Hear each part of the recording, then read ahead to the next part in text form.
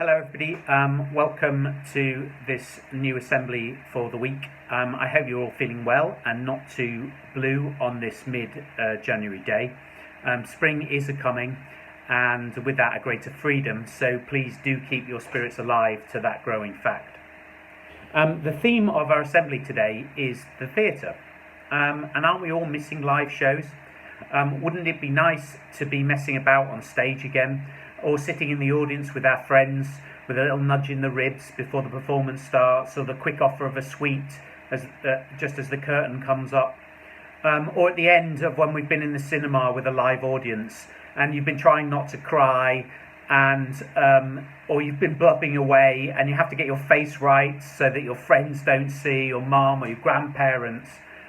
All of those moments, those emotional moments we've been missing together. So I now just want us to think about what theatre is, where it came from.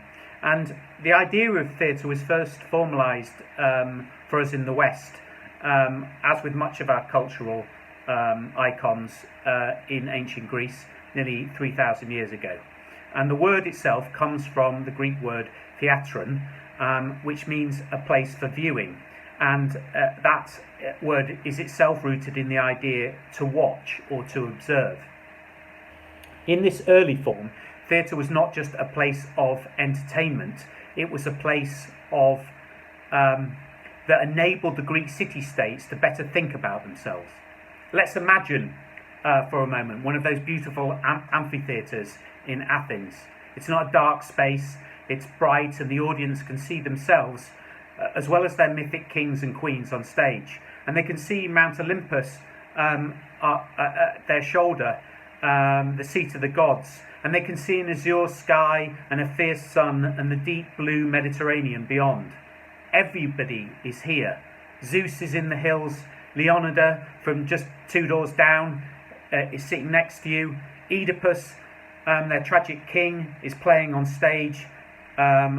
The city priests are there, even the dead are there. For their theatre incorporated everything and everyone, all right? It didn't incorporate slaves, and there's some debate about whether or not women were allowed. But all of the citizens of Athens were there, and the performances started with a religious ritual, and the dead were invited to sit and watch too. And then the whole city sat and watched 3 plays in a row.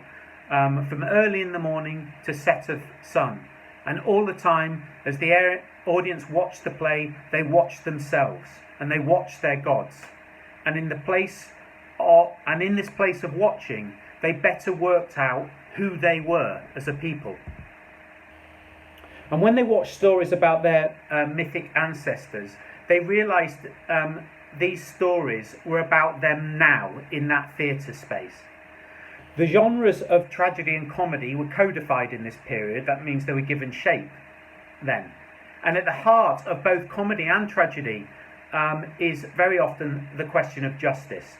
Something happens causing events to follow.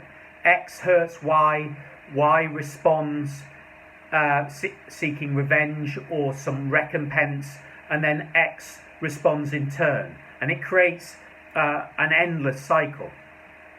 And in tragedy, this cycle played out in horrible form. People were constantly killing one another, so that someone commits a crime and a crime is committed in return. And one of the most famous writers to write about this was a man called Aeschylus, who wrote a trilogy of plays known as the Oresteia.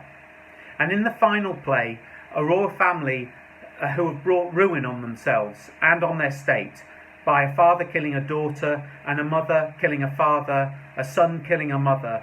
Suddenly that play in its third iteration, that trilogy in its third iteration, snaps out of that cycle of killing. And instead, suddenly on stage, Athena appears, the goddess of wisdom. But now also on stage are the people of Athens themselves. And they start to discuss with Athena what should be done about this family. And instead of the next generation killing the former generation in an endless cycle, instead in the theatre, they decide on stage, they decide to form a court, and this is the first court of justice.